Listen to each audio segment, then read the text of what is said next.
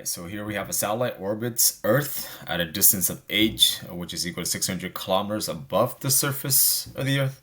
It says here Earth has a mass of 5.98 times 10 to the 24th kilograms and a radius of 6,370 kilometers. And it says, what is the local acceleration due to gravity at the height at which the satellite orbits? So here in this diagram, here's Earth. The satellite orbits at some height above the surface, which is given to us. And it wants us to find acceleration due to gravity. All right, so the first thing I'd like to point out is that you should definitely pay attention to units in these types of problem. Here, I notice that h is given in units of kilometers, and then also the radius is given in units of kilometers. So it's wise to convert first before you start. I'm going to go ahead and convert 600 kilometers and 6,370 kilometers into meters, because when you're dealing with forces with units in newtons, it's in units of meters. So pay attention to units. Don't just plug in 600 and 6,370. You got to convert it to meters, okay? So to convert 600 kilometers to meters, if you know your conversion, you simply times that by 1,000. But I set it up here to be proper. It would be 600 kilometers, and then the ratio would be 1 kilometer in the denominator because you need to cancel out the units. Kilometers on top, cancel with kilometers on the bottom.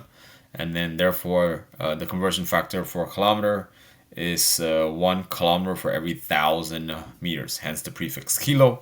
Kilo means 1,000. All right, so if you multiply across, 600 kilometer is 600,000 meters. Likewise with the 6,370 kilometers down here, same procedures, and that'll give us 6,370,000 meters. All right, now that we have everything in meters, let's go ahead and crack this one out.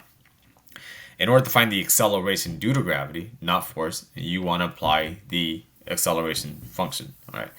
Acceleration is simply g, universal constant, times the mass of the planet. In this case, it's mass of Earth, so I use mass of subscript e for Earth there, divided by x squared. So I prefer x because x to me is just whatever distance that I need in this particular problem. I do want to point out, though, in my work, and hopefully as you practice moving forward, x here is measured from center to center.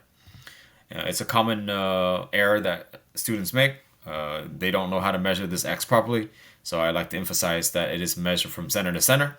So if you look at the diagram here, I want to draw an arrow that goes from the center of the Earth about to the center of the satellite, and then I want to call that x, okay?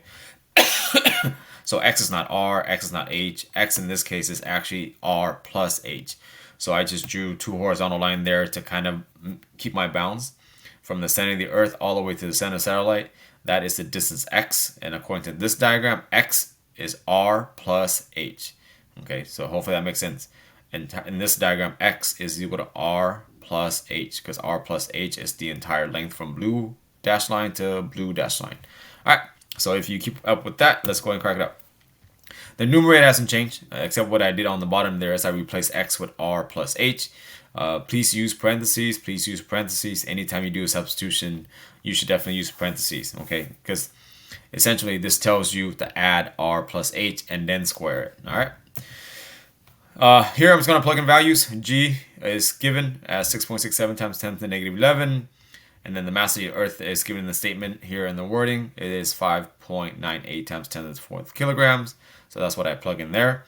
And then here, R was converted to meters, which is 6,370,000. And then the 600 kilometers above the surface of the Earth, which is 600,000. You notice here it's not drawn on scale yet, so please don't get all technical. This is just to help you visualize stuff. All right. And then last but not least, pay attention to the square. The denominator term is being square, so here's my little square. So mathematically, though, you have to sum up the parentheses first. So I'm going to just do this one by one. I'm going to simplify the numerator. So with your calculator work, if you punch in 6.67 times 10 to the negative 11 times 5.98 times 10 to the 24th, you should get 3.989 times 10 to the 14th. And then if you sum the denominator, 6,370,000 plus 600,000, you should get 6,970,000, and you're going to square that denominator. So if you plug this in your calculator, you just get a value of 8.2 meters per second square, right? About 8.2. Okay, so give or take rounding. So that is our acceleration due to gravity.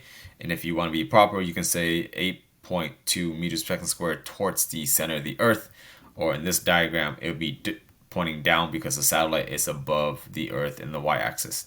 But I think the best answer is to say that it's directed towards the center of the Earth. All right. However, if you like all this calculator work, by all means do. I personally don't like all this calculator work because I think anytime you punch in calculator work, you're prone to make errors or mistakes. So I like to reduce the amount of calculator work when possible. So I like to use the second strategy, which I hope you like. Okay, I like the second strategy a lot better because again, I think it's less work. What I can do is I can take 600,000, which is the height above the surface of the Earth, which is given. I'm going to divide that by the radius of the Earth. Essentially, I can convert h into a fraction of r being the radius of the Earth. So if you take the height and divide it by the radius of the Earth, in this problem, you get 0.0942. Now, it's important for you to interpret this. Well, I can say that the height given is 0.0942 of Earth's radius. Well, how do I know this is of Earth's radius? Because the denominator is the radius of the Earth, which is 6,370,000 meters. Okay, so if you watch my schematic here, you notice here h here is given, but I'm actually going to replace h with 0.0942 r. So I just took a number and I divided by the radius of the Earth to give me a fraction of the radius of the Earth. So h is only a small fraction of the radius, which makes sense. And hopefully if this makes sense, use the second strategy. If it doesn't, stick with the first strategy with all the calculator work, okay? So essentially I'm going to start again. Here I put G satellite, okay? It wants us to find the local acceleration due to gravity for the satellite. So here I just use subscript satellite, but if you know what you're doing, you don't really need the subscript.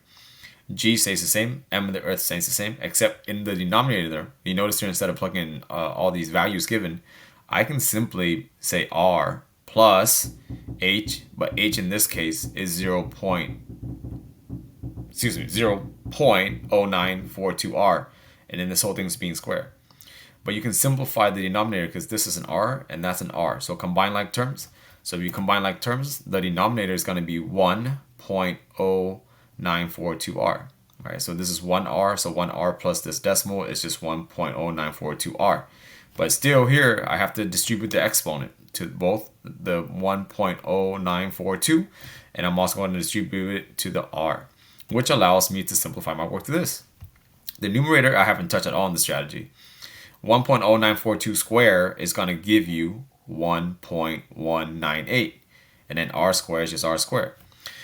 But if you see my other videos, I like this strategy because what I can do is I can essentially pull out a coefficient.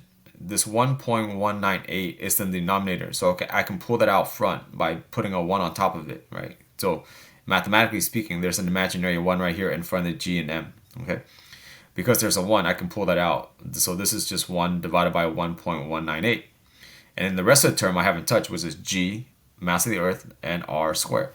But, well, Gm over r squared is just acceleration due to gravity.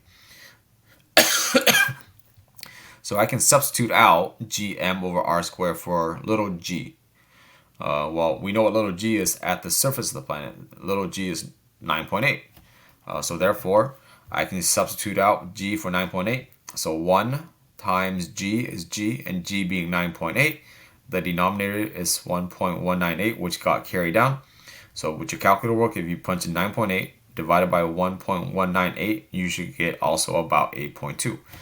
Again, I like this strategy because it's just a lot less calculator work, okay? You pick a method that suits you, and then hopefully stick with it. All right, other than that, the answer is the same.